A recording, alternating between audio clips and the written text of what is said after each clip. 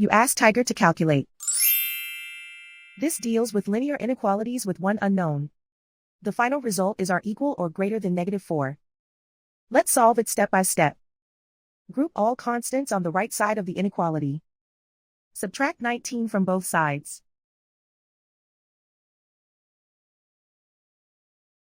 Simplify the arithmetic.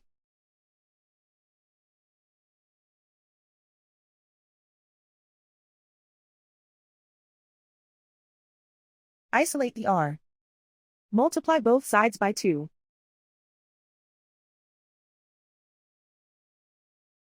Group like terms.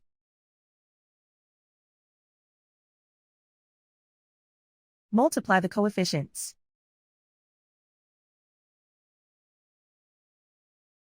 Simplify the fraction.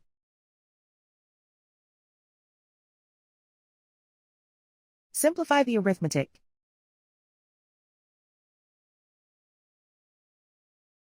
Plot the solution on a coordinate grid. And so the final result is r equal or greater than -4.